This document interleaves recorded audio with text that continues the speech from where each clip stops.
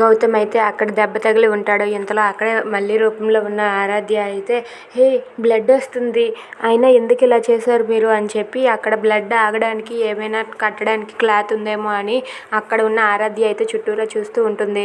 ఇక ఏం కనిపించకపోవడంతో తన చున్నీని అయితే చింపేసి ఆ చున్నీతో ఆ రక్తాన్ని ఆపుదామని చెప్పి చున్నీ చింపి గౌతమ్ తలకైతే కడుతుంది. గౌతమ్ తలకు కట్టి ఆ గాయాన్ని అయితే అక్కడ బ్లడ్ రాకుండా చేస్తుంది. ఇక అక్కడే ఉన్న గౌతమ్ని అయితే కట్టు కడుతూ ఉంటుంది. ఇదంతా చూస్తున్న గౌతమ్ అయితే ఏం తెలియనట్టుగా అక్కడే అలా మౌనంగా కూర్చొని ఆరాధ్య అలా చేస్తూ ఉంటే చూస్తూ ఉంటాడు.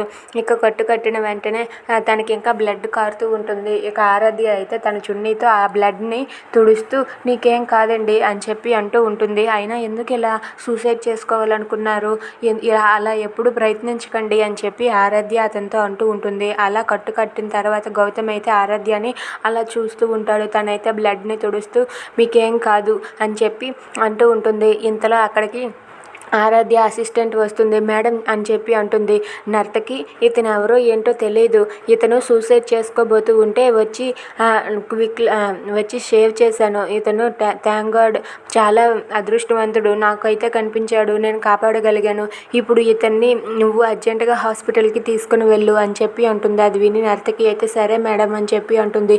ఏంటి ఇంకా అలా నిలబడి చూస్తున్నావు, అతనికి చాలా బ్లడ్ పోయింది ఇప్పటికే, నువ్వు వెళ్ళి హాస్పిటల్కి తీసుకుని వెళ్ళి ట్రీట్మెంట్ జరగాక ఆశ్రమానికి తీసుకుని వెళ్ళి నా రూమ్లో కూర్చోబెట్టు, నేను ఏడుస్తున్న పాపని తీసుకుని ఇంటికి వెళ్ళి తర్వాత అక్కడికి వస్తాను సరేనా, అతన్ని కలిసి అతనితో మాట్లాడతాను, ఇంకేంటి క్విక్ పద ఫాస్ట్గా అని చెప్పి అంటూ ఉంటుంది. ఇక ఆ నర్తకి అయితే డ్రైవర్ని పిలిచి డ్రైవర్ ఇవన్నీ మనం కార్లో హాస్పిటల్కి తీసుకుని వెళ్ళాలి పదండి అని చెప్పి అంటుంది.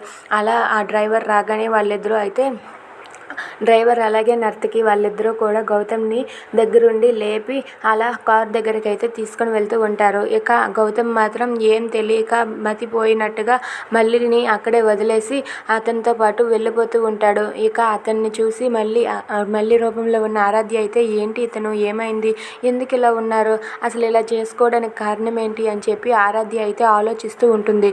ఇక ఆ డ్రైవర్ అలాగే నర్తకి వాళ్ళిద్దరూ కూడా గౌతమ్ని హాస్పిటల్కి తీసుకువెళ్తారు. If you like this video, please subscribe.